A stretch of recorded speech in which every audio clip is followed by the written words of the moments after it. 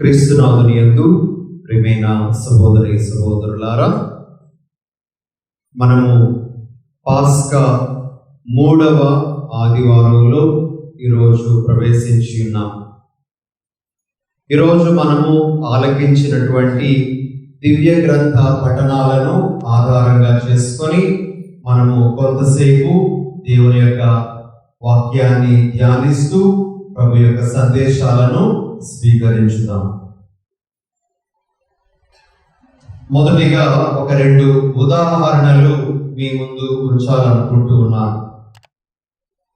మొదటి ఉదాహరణ పునీత అంతోని వారి ఉదాహరణ. పునీత అంతోని వారు ఒక గురువుగా సేవలు చేయాలి అని అనుకొని పునీత అగస్టిన్ వారి మఠంలో చేరుతారు. ఆ మఠంలోన ఆయన గురువుగా కూడా అభిషేకం పొందుతారు. అయితే ఆయన ఒక యువ గురువుగా ఉన్నప్పుడు పునీత ఫ్రాన్సిస్ అసిసి వారి మఠానికి చెందినటువంటి కొంతమంది గురువులు మొరాకో అనేటువంటి ప్రాంతానికి వెళ్ళడము, అక్కడ దేవుని వాక్యాన్ని బోధిస్తూ ఉండగా వారందరూ చంపబడిన తరువాత వారి యొక్క దేహాలను తిరిగి తీసుకొని రావడం అంతోని వారు తన కళ్ళతో చూస్తారు. అలా చూసినటువంటి అంతోని వారు, నేను కూడా వీరిలాగానే ఒక వేద సాక్షిగా మరణిస్తే బాగుంటుంది కదా, నేను కూడా వీరిలాగానే యేసు ప్రభు కోసం మరణిస్తే బాగుంటుంది కదా అని అనుకొని శ్రమలు పొందడానికి, వేద సాక్షి మరణం పొందడానికి ఆయన ఇంకొక మఠంలో చేరడం జరుగుతుంది. అదే ఫ్రాన్సిస్ అసిసి వారి మఠము. ప్రియమైనటువంటి సహోదరి సహోదరులారా, చూడండి, యేసు ప్రభు కోసం నేను శ్రమలు పొందాలి, నేను వేద సాక్షి మరణం పొందాలి అనేటువంటి ఆ కుతూహలము పునీత అంతోని వారిలో ఉండేది. అయితే అతడు ఆ మఠంలో చేరినప్పటికీ కూడా ఆయనకు వేద సాక్షిగా మరణించే అవకాశం రాలేదు. అయినప్పటికీ కూడా అతడు ఉత్సాహంతో నేను ప్రభు కోసం బోధించడమే కాదు, ఆయన కోసం మరణించాలి అనేటువంటి తపన మనం గమనిస్తాము. ప్రియమైన సహోదరి సహోదరులారా, ఇది మొదటి ఉదాహరణ. రెండవ ఉదాహరణ ఎవరిది అంటే పునీత చిన్న తెరేసమ్మ గారు. మనందరికీ పునీత చిన్న తెరేసమ్మ గారి గురించి తెలుసు. అక్టోబర్ 1వ తారీఖున ఈ పునీతురాలి పండుగను మనం కొనియాడుతాం. ఈమె కూడా ఒక మఠంలో చేరింది. ఆ మఠము ఎలాంటిది అంటే, ఒక్కసారి ఆ మఠంలో అడుగు పెడితే మరి బయటకు వెళ్ళడానికి అవకాశం ఉండదు. వాళ్ళ యొక్క పనిపాటులు, చదువు అన్నీ కూడాను ఆ మఠంలోనే 4 గోడల మధ్యనే జరుగుతాయి. ఆఖరికి వారి పరిచర్య కూడా ఆ మఠంలోనే జరుగుతుంది. వారు బయటకు వచ్చే అవకాశాలు లేవు. పునీత చిన్న తెరేసమ్మ గారు ప్రవేశించినటువంటి మఠం. మరి ఈ చిన్న తెరేసమ్మ గారికి కూడాను ఒక కోరిక కలిగింది. ఆమె కూడా చాలా మంది వేద సాక్షుల గురించి ఆలకించింది. ఎంతో మంది యేసు ప్రభు కోసం తమ యొక్క ప్రాణాలు త్యాగం చేయడం ఆమె విన్నారు. విన్న తర్వాత ఆమె కూడా, నేను కూడా వారిలాగానే వేద సాక్షి మరణం పొందడం, యేసు ప్రభు కోసం శ్రమలు పొందడం ఎంత బాగుంటుందో కదా అని అనుకుంది. కానీ ఆమెకు బయటకు రావడానికి కానీ లేదా వేద సాక్షి మరణం పొందడానికి కానీ అవకాశం దొరకలేదు. మరి ఆమె బైబిల్ వాక్యంలోనే సమాధానాన్ని కూడా పొందగలిగింది. వేద సాక్షి మరణము పొందడము పొందకపోవడము ముఖ్యం కాదు, కానీ మనము ప్రేమించడము ముఖ్యము అనేటువంటి సందేశము ఆమెకు పరిశుద్ధ గ్రంథం ద్వారా సమాధానంగా వస్తుంది. ప్రియమైన సహోదరి సహోదరులారా, నేను ఈ రెండు ఉదాహరణలు ఈరోజు ఎందుకు మీ ముందు ఉంచాను అంటే, ఈనాటి మొదటి పఠనము అపోస్తల కార్యములు 5వ అధ్యాయంలో ఒక వాక్యాన్ని మనం ఇలా విన్నాం. ఒకసారి అపోస్తల కార్యములు 5వ అధ్యాయం 41వ వచనం తీసుకోండి. యేసు నామము కొరకు అవమానములు పొంద యోగ్యులమైతిమి అని వారు సంతోషముతో ఆ విచారణ సభ నుండి వెడలిపోయి, ఎవరు యేసు ప్రభు కోసం శ్రమలు పొందడానికి మేము యోగ్యులమయ్యాము అని అనుకున్నారు? అపోస్తులను ఆనాటి పెద్దలు, పరిసయ్యులు, ధర్మశాస్త్ర బోధకులు బంధించారు. వారిని చెరసాలలో పెట్టారు.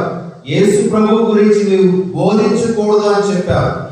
వారు వారి మాట వినకుండా బోధిస్తూ ఉంటే వారిని కొరడాలతో కూడా కొట్టడం జరిగింది.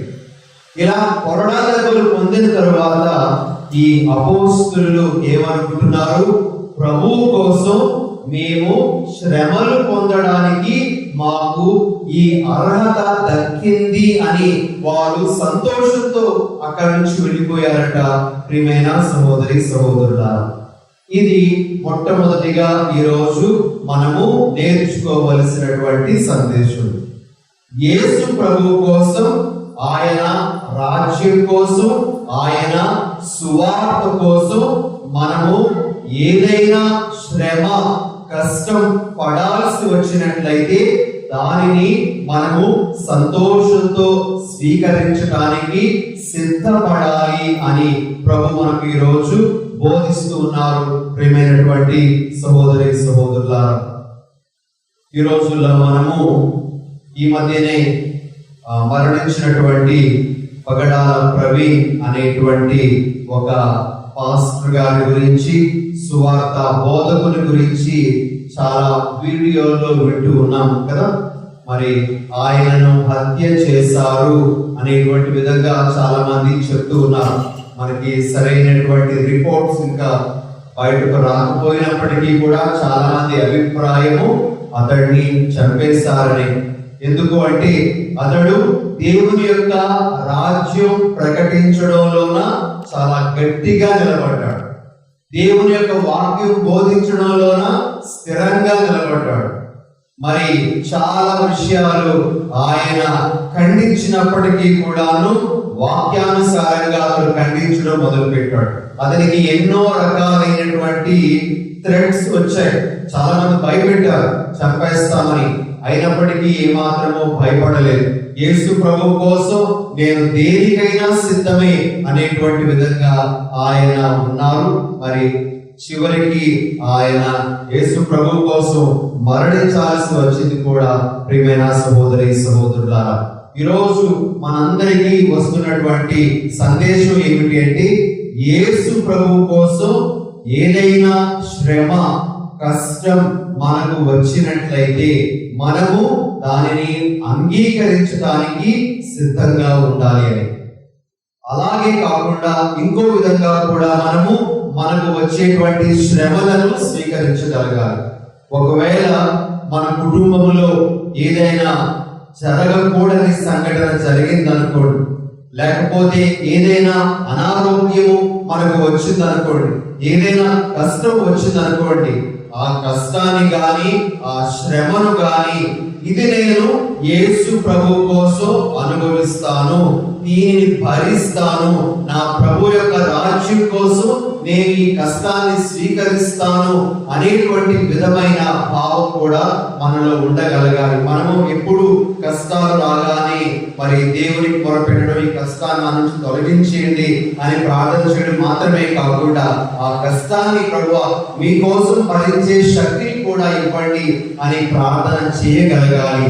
ఇది ఒక విధానము. ప్రియ సహోదరి సహోదరులారా, ఆనాడు అపోస్తలులు యేసు ప్రభువు కోసం మేము శ్రమలు పొంద యోగ్యులమైతివి అని సంతోషంతో వాళ్ళు అక్కడి నుంచి వెళ్ళగలిగారు. అలానే మనం కూడా ఏదైనా శ్రమ కష్టం ప్రభు కోసం వస్తే దానిని భరించే శక్తిని ఇవ్వండి ప్రభువా అని మనం ప్రార్థన చేయాలి. ఇది ఒక ముఖ్యమైనటువంటి సందేశం ఈరోజు మొదటి పఠనం ద్వారా ప్రభు మనకు ఇస్తున్నటువంటిది. ఇక రెండవ సందేశం ఈనాటి మొదటి పఠనం నుండి మనం గ్రహించాల్సినటువంటిది ఏమిటి అంటే అపోస్తుల కార్యములు 5వ అధ్యాయము 29వ వచనం చదవండి. అందుకు పేతురు తదితర అపోస్తలులు వారితో మేము మనుష్యులకు కాక దేవునికి విధేయులము కావలెను. ఇలా పేతురు గారు ఆ విచారణ సభ పెద్దలందరితో కూడా చెప్తూ ఉన్నారు. చాలా మంది పెద్దలు ఉన్నారు. ఆ వారితో పేతురు గారు మిగతా శిష్యులు ఏమంటున్నారంటే మేము మనుష్యులకు కాక దేవునికి విధేయించాలి అని అంటున్నారు. ప్రియమైన సహోదరులారా, ఈ మాటల్ని మనము తప్పుగా అర్థం చేసుకోకూడదు. పేతురు గారు అపోస్తలులు మనుషులకు విధేయించనక్కర్లేదు, దేవునికి విధేయిస్తే చాలు అంటున్నారు అని మనం అర్థం చేసుకోకూడదు. ఆనాటి ఆ పరిస్థితులను బట్టి మనము అక్కడ అర్థం చేసుకోవాలి. అక్కడ పరిస్థితి ఏమిటి అంటే, సందర్భం ఏమిటి అంటే, వాళ్ళందరూ కూడాను యేసు ప్రభు గురించి బోధించద్దు అంటున్నారు. అది వారు ఇచ్చినటువంటి ఆజ్ఞ. కానీ వేరే ప్రక్క యేసు ప్రభు వాళ్ళకి ఏం చెప్పారు? మీరు లోకమందంతటా వెళ్ళి నా సువార్తను బోధించండి అంటున్నారు. మార్కు సువార్త 16వ అధ్యాయము 15వ వచనంలో మనము ఈ మాట వింటాం. కాబట్టి వారేమంటున్నారు? మీరేమో మమ్మల్ని బోధించద్దు అంటున్నారు, కానీ యేసు ప్రభువేమో మమ్మల్ని లోకమంతటా వెళ్ళి బోధించమంటున్నారు. మేము ఎవరిని విధేయించాలి? మేము మిమ్ము కాదు విధేయించాల్సింది, మేము మా దేవుని, మా ప్రభువుని విధేయించాలి అని వారు చెప్తూ ఉన్నారు. ప్రియమైన సహోదరులారా, మనము తల్లిదండ్రులకు, పెద్దలకు విధేయత చూపించాలి అని అపోస్తలులు గాని పరిశుద్ధ గ్రంథం గాని మనకు బోధిస్తూనే ఉంది. పెద్దలకు విధించాల్సిన అవసరం లేదని ఎవరు చెప్పరు, ఏ బోధకుడు కూడా చెప్పడు. కానీ మనం ఈ వాక్యాన్ని ఎలా అర్థం చేసుకోవాలి?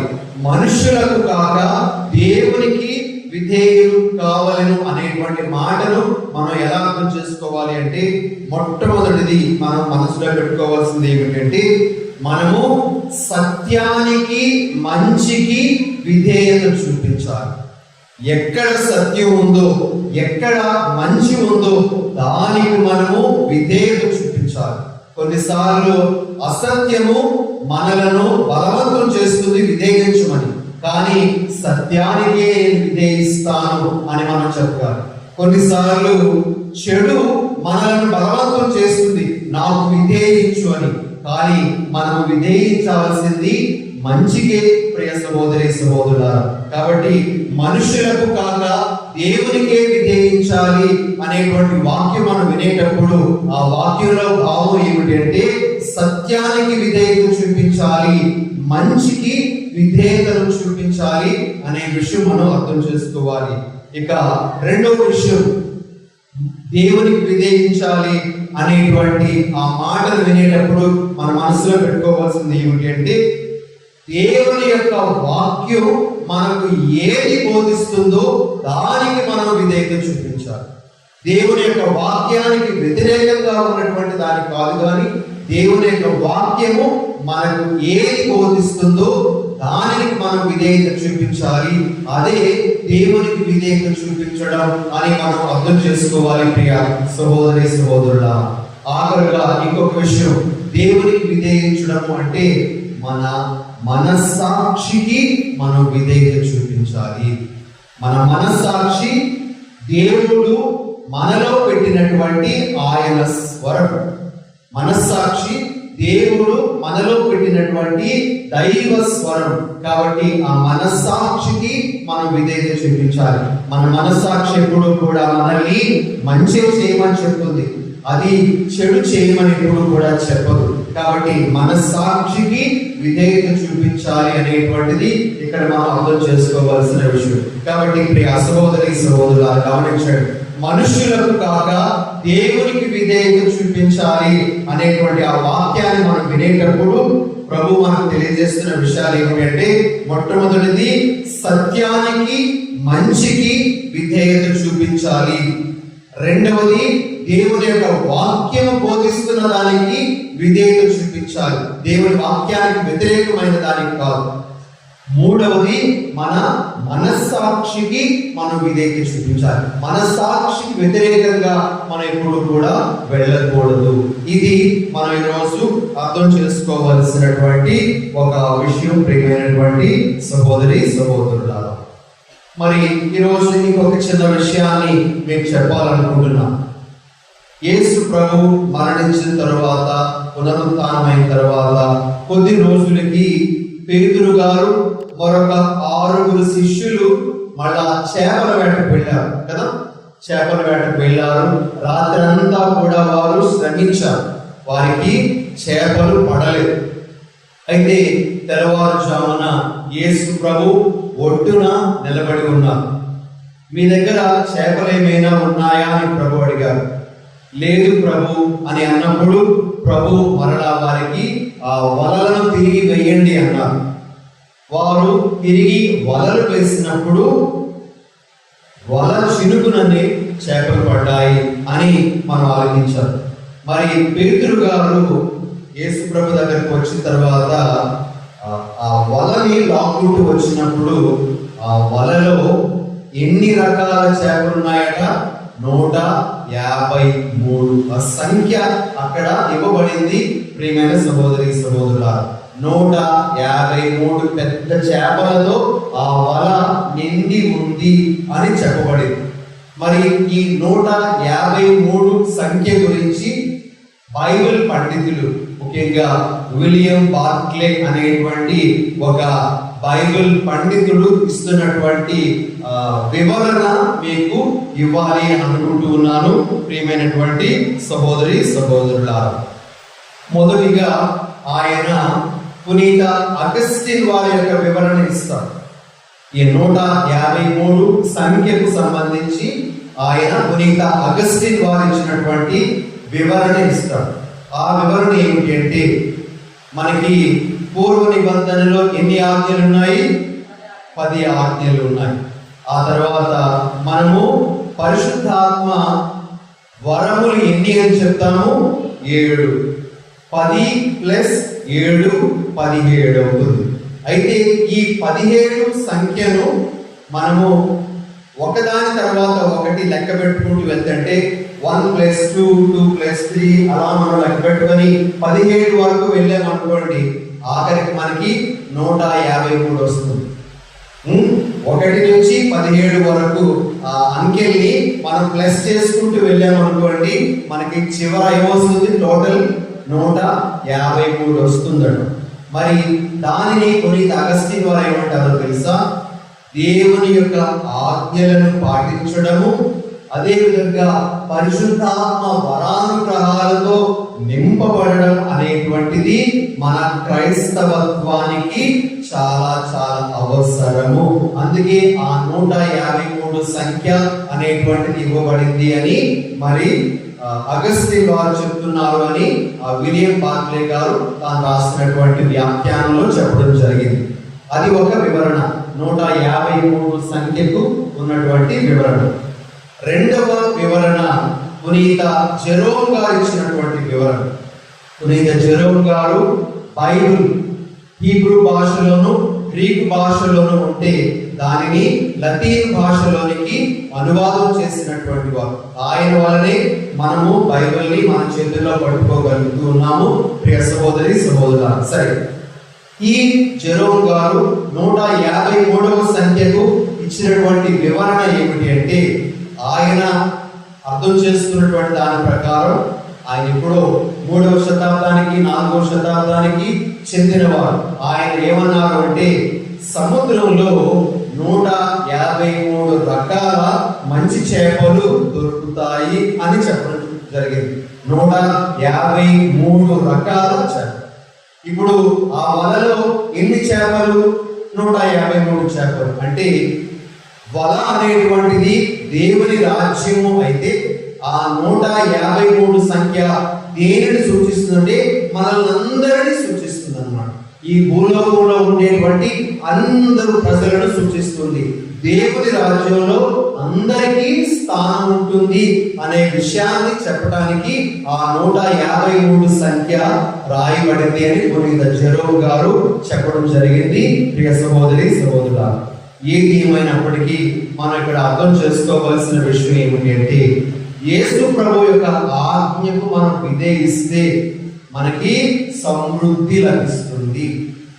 ఆయన యొక్క ఆజ్ఞలను మనం పాటిస్తే సమృద్ధి మనకు కలుగుతుంది. చూడండి, ఇక్కడ వాళ్ళు చేపలు పట్టడానికి వెళ్ళారు, దొరకలేదు. వల వెయ్యమంటే వేసారు, దొరికింది, చేప దొరికింది. సమృద్ధిగా వారికి చేపలు దొరికాయి. అలానే మనము యోహాను సువార్త తొలి అధ్యాయంలో 2వ అధ్యాయంలో చూస్తాం. ద్రాక్షారసం లేదు, ప్రభు ఒక ఆజ్ఞ ఇచ్చారు, బాణలను నీటితో నింపండి అని. వాళ్ళు ఆ ఆజ్ఞ పాటించారు, వాళ్ళకి సమృద్ధిగా ద్రాక్షారసం అనేటువంటి దొరికింది. కాబట్టి దేవుని ఆజ్ఞను పాటిస్తే సమృద్ధి కలుగుతుంది అనే సందేశం మనకు ఈ 153వ సంఖ్య గుర్తు చేస్తుంది. ప్రియమైన సహోదరి సహోదరులారా, కాబట్టి ఆజ్ఞను పాటిస్తే దైవ సమృద్ధిని రుచి చూస్తాం అనేటువంటిది మనం అర్థం చేసుకోవాల్సిన విషయం. ఇక ఆఖరుగా ఇంకొక విషయం చెప్పి నేను ముగిస్తాను. పేతురు గారిని యేసు ప్రభువు 3 సార్లు ఒకే ప్రశ్న అడిగారు.